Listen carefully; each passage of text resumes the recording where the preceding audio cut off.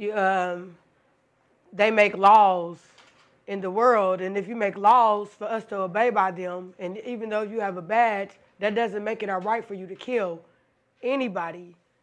It just doesn't make it okay. You, they make laws in the world, and if you make laws get to read it, obey by them, just talk with us. Even though you have a badge, and from the very beginning, he basically was just telling us that anybody they was gonna get off. Basically. It just doesn't make it okay. Like he was telling us that they felt like their life was in danger, but it doesn't make sense. Obey by them, talk with us. Even though you have a badge, and from the very beginning, he basically was just telling us that anybody they was gonna get off. It doesn't make it okay. Like he was telling us that they felt like their life was in danger, but it doesn't make sense. No, not at all. I do not. If my dad back was turned to them and the airbag already hit him in the face, there's no way possible if you ever been in a car crash that after you get hit with an airbag that you can be normal.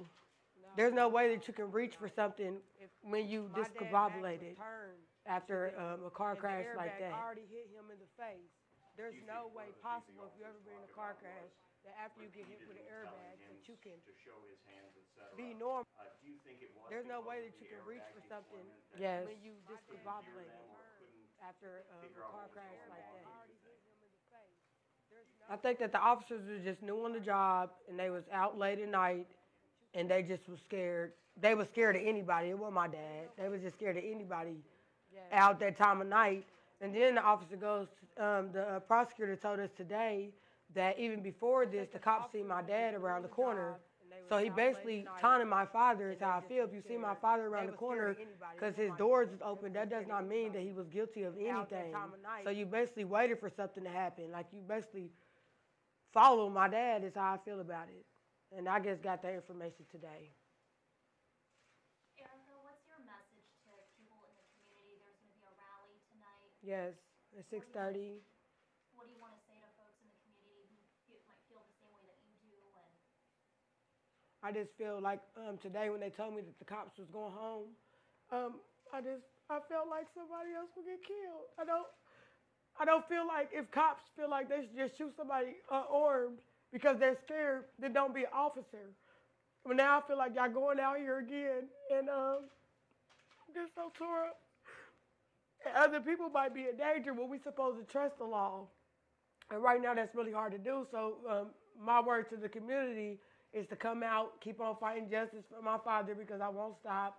And not only for my dad, but for your guys' family and kids too, because this is the future. And if we don't change it now, it can happen again.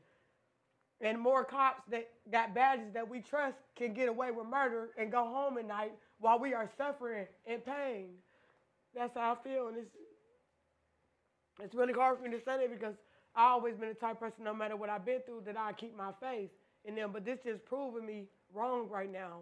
You know, now I have to worry about other kids growing up, 18 years old. The cops may be mistaking them for having a gun or something. They don't, and them losing their lives. We've seen this happen plenty of times. And I just feel like don't everybody feel like it's time for it to come to an end or something. I know you keep saying you guys want justice. Yes. Now that you've learned there's no charge, what does justice look like for you and your family? There ain't no justice right now. This is not justice. Going home after all of these days that I've been waiting and praying and everything, and for them to tell me that the cops are basically going to go home and no jury, no charge filed, that's basically like a slap in the face. It's basically telling me that we don't have laws. And I feel like the community feels the same way that I do. It's been going on too long now. And then just for us to not have answers from the beginning and at the end and then still to tell us there's no charges filed just doesn't make sense to me.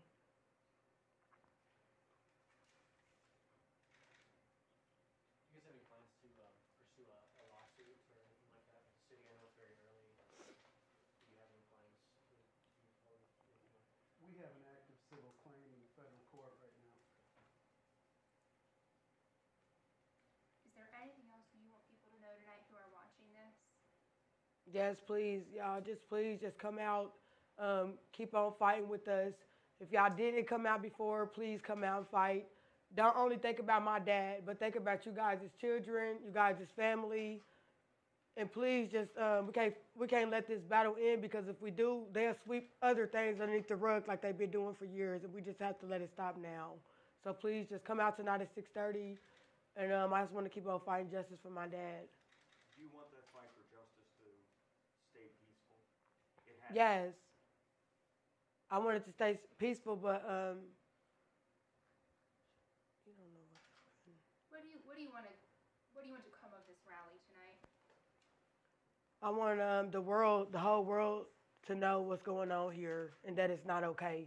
I don't want people to think behind their desk, other officers even, to think that this is okay for them to go out here and just because they're scared of somebody who's supposed to be a citizen in law and think that it's okay to kill another human being. It doesn't matter what color we are or anything like that. And me or my family, we never been the type to be racist or anything like that. We don't want it to be a situation like that. But when you look at this, it just goes to think like, do you guys really care about us? Because that's how it's supposed to be in America. And I just feel like we're not living by the laws that they made. We're not. No, that's.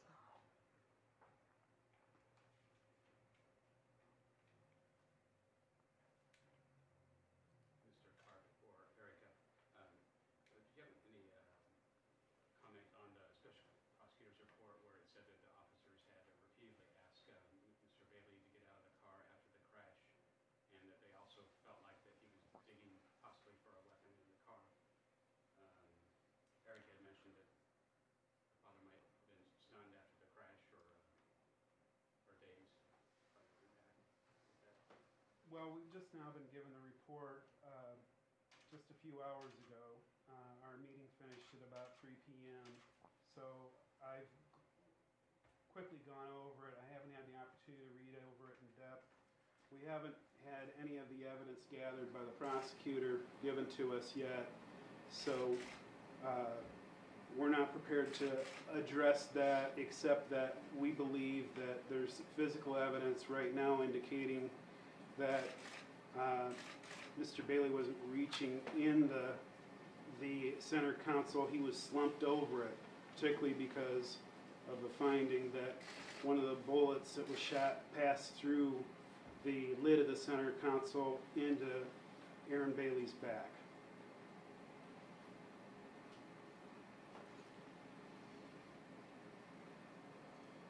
So were you saying that you don't believe that he was, I think they used the word, it wasn't fishing, but it was going through the center console. You don't believe that he was actually doing that? No, on the basis of the evidence I just talked about, as well as the statement taken from Shawanda Ward in the civil case, she says there was no reaching into the center console, and we're confident that that's not how the shooting took place. Craig, you said that he was slumped over. Well, that's indicated by the fact that the bullet passed through the lid of the center console and into the right shoulder of Aaron Bailey from behind. Additionally, all the bullets struck him from behind. We've seen nothing indicating that his torso was turned. They all struck directly in the back.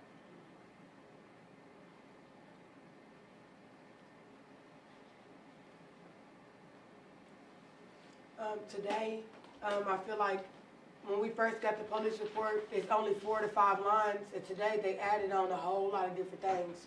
So if that's what happened, then why wasn't it in the police report? You guys waited 4 months to tell us a story that you guys had. You guys did not tell us that from the very beginning. I have the police report, it's 4 to 5 lines. The 4 lines is one that's like a half of a line of a sentence, and that's it. So if all of those things happened, if y'all try to make my dad raise his hands and all that, none of that was in the police report. So why wasn't that in the police report from the very beginning? But today, when it's time to file charges or to go to the jury, now you guys have a different story. That doesn't make sense. What are you guys teaching? Why don't make any laws if nobody's gonna follow by them? Don't make any laws. That's how I feel at this point.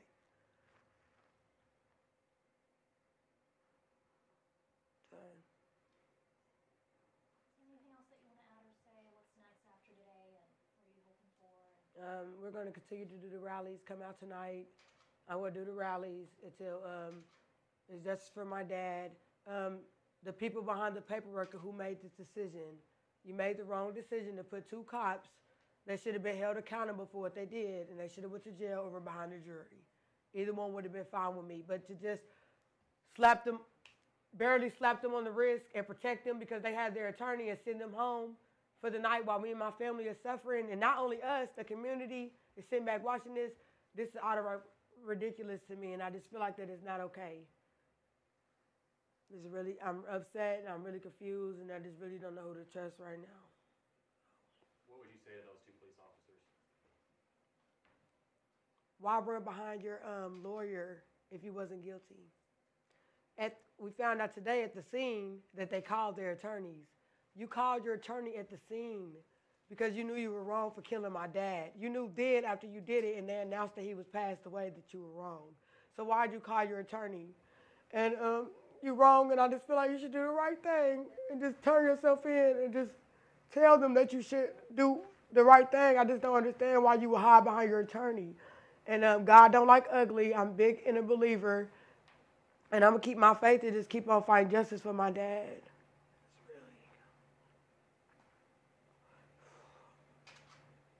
I'm done. I'm too upset right now.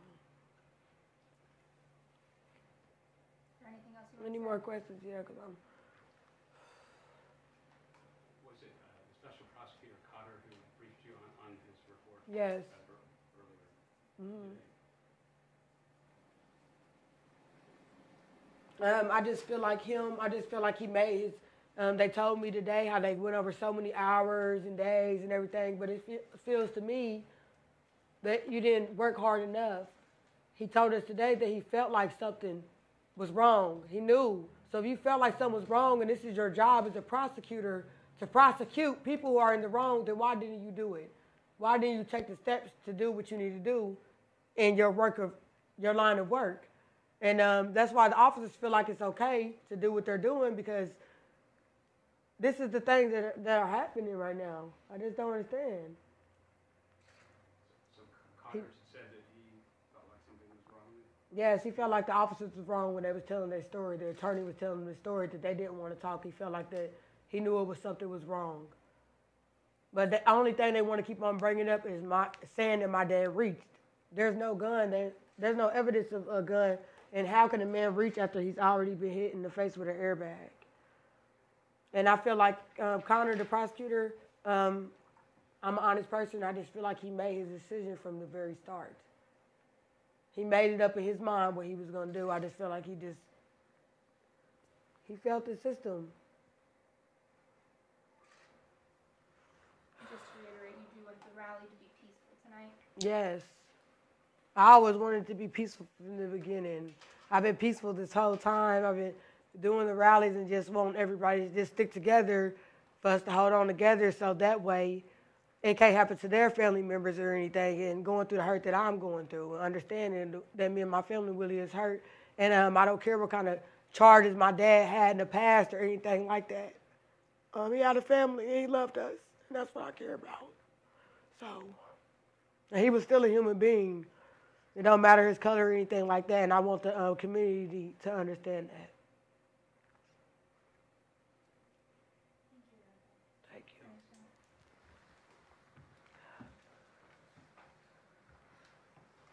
you. Y'all might have to help me take them off one by one.